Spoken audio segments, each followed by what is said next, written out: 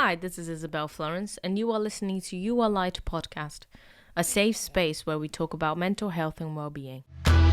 Hello, welcome back. Thank you for being here. Today we're going to talk about Ayurveda. Ayurveda is a traditional system of medicine originated in India about 3,000 years ago. The word Ayurveda comes from Sanskrit. Ayu means life, and Veda means knowledge or science. So Ayurveda basically means science of life. This system of medicine focuses on achieving balance and harmony within the body, the mind, and the spirit. The most amazing part of Ayurveda is that it sees every individual as unique and that everyone's health needs to be mirrored by their constitution, as well as their environment, their diet, their lifestyle, and their mental state. So it looks at people in a holistic way. One of the key principles of Ayurveda is the concept of doshas, which are basically three different types of energy that govern the physiological activities in the body. So you have Vata, which is air and space, Pitta, which is fire and water, and Kapha, which is earth and water.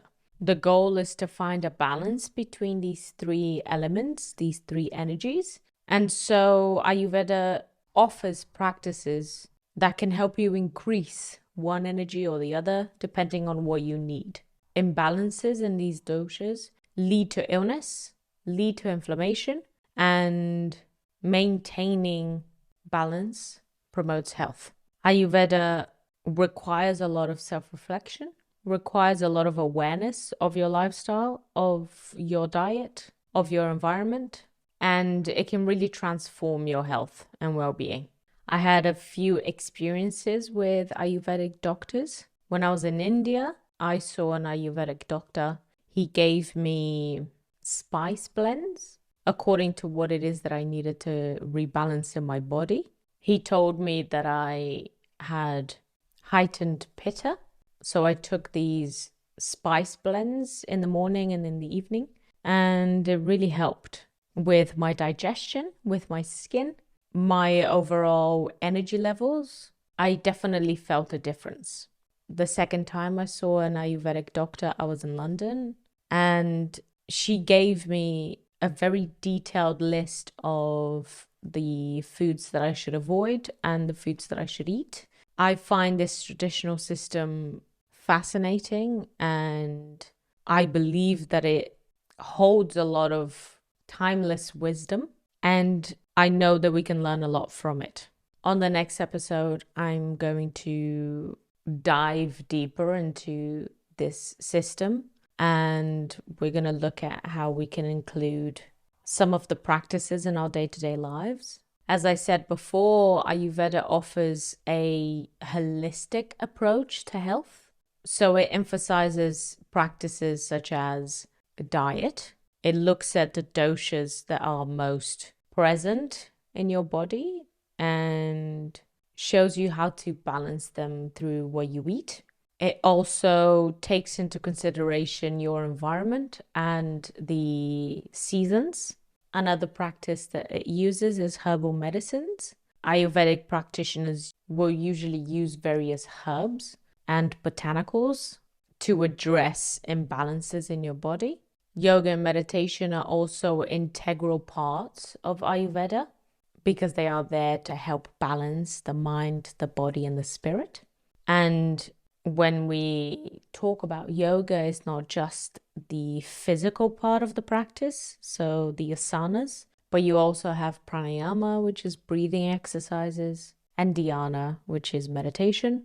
There are also specific Ayurvedic treatments that you can have.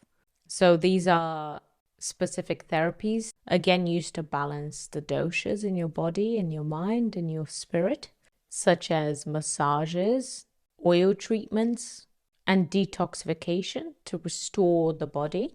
So it is a very beautiful and complete system of support for your health and well-being.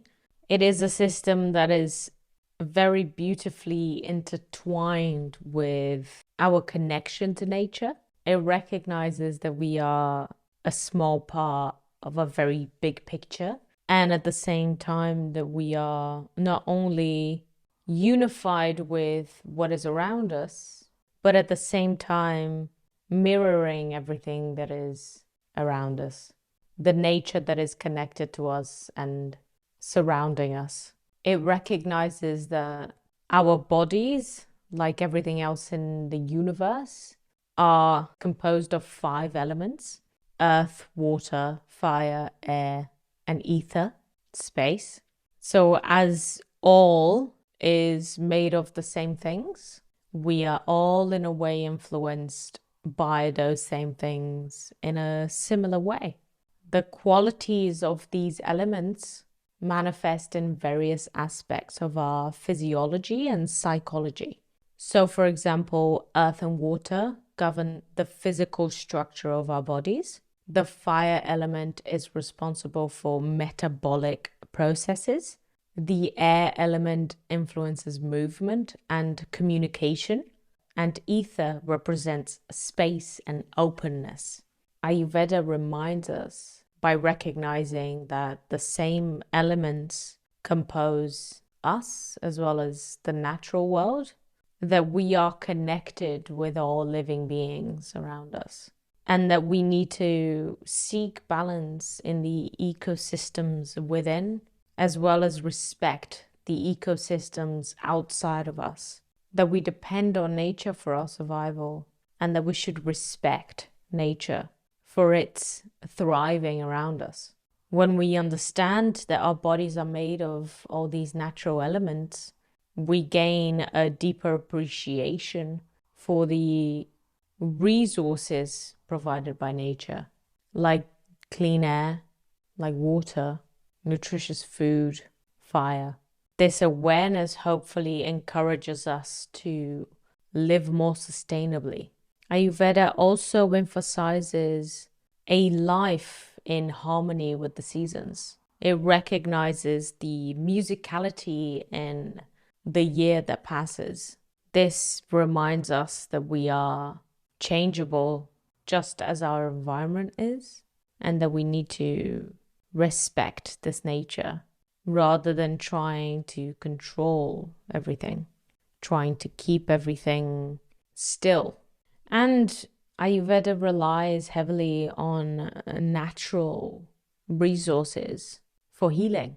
It recognizes the wisdom within the plants, which is another beautiful way to understand that we should respect the natural resources around us. It is a truly beautiful system, and I can't wait to continue talking about it. I hope you enjoy this episode, and I'll see you next week. Bye-bye. Thank you so much for listening. All the links are written down on the show notes, as well as resources for anyone struggling with their mental health. Don't forget to subscribe so you're notified when we release new episodes. Also, feel free to share our podcast with your friends and family. And if you'd like to get involved, explore our content, or support our work, visit our website www.yourlight.earth. That's YOURlight.earth. Also, don't forget to follow us on Instagram at u.r.light.